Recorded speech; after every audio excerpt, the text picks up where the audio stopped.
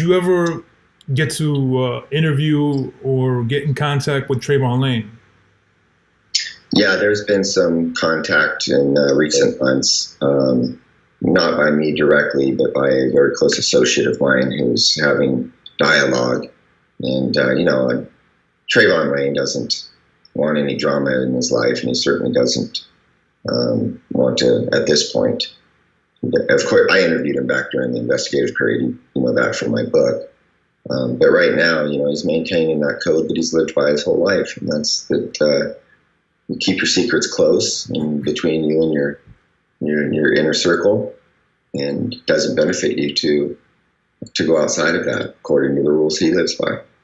I heard Trevon wanted to come out because, he's kind of looked as the folk guy. And this was right around the time when your documentary came out. He was going to address it. Yeah. And I think that, again, this goes to the public's not taking the time to understand the nuances of what went down and truly being objective about it.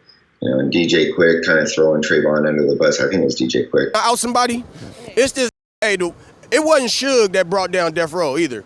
It was Trevon Lane, scary ass nigga that Chain took and then got Tupac in that fight. And then that's how Tupac got shot, because Trevon Lane, he was like the little bully, he was like a instigator. It's always the one that don't mean nothing that bring the whole house of cards down. Trevon Lane, you ought to be real proud of yourself. You was a bitch ass, you f***ed it up for everybody.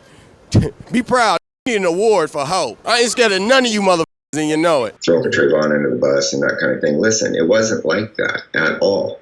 There was nothing wrong with Trevon whispering to Pac and saying, hey, keep an eye out. There's that fool that, there's that guy that jumped me for my necklace 3 months ago.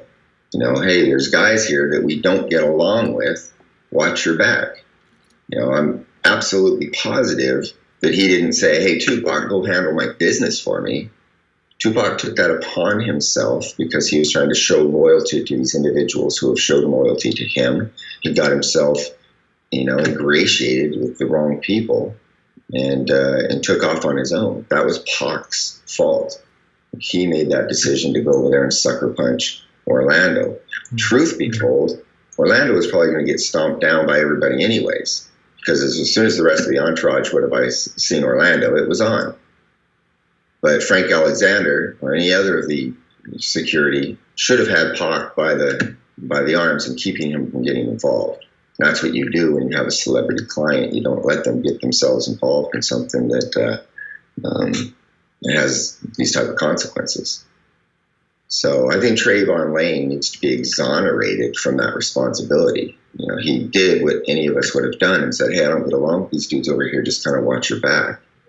Security went up more. We kept security with us daily. But when those things went on, it was, we had to wear bulletproof vests. We had to, we were getting threats. And, it was said that Puffy had a $75,000 award out for anybody that could bring them a real death row medallion. So it was a lot of shit going on. So you imagine you got young guys going around. It was all kinds of guys that was just at us daily, just to win that kind of ticket. I spoke to Danny Boy. Those who don't know, he was an artist on Death Row, and he says the same thing. Where at that time they were on point because people were trying to get at him. How there was a bounty on Death Row chains, and they had to look out.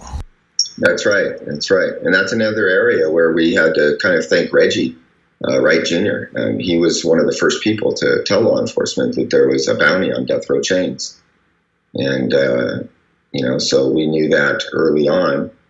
And, of course, we know what happened at the Lakewood Mall with Trevon and Orlando. It would have been naturally for him to tell Tupac, man, these are the guys that are out to snatch our chains. Keep an eye on them. Mm-hmm. And, Danny Boy, obviously, coming from Death Row, should have been aware of that.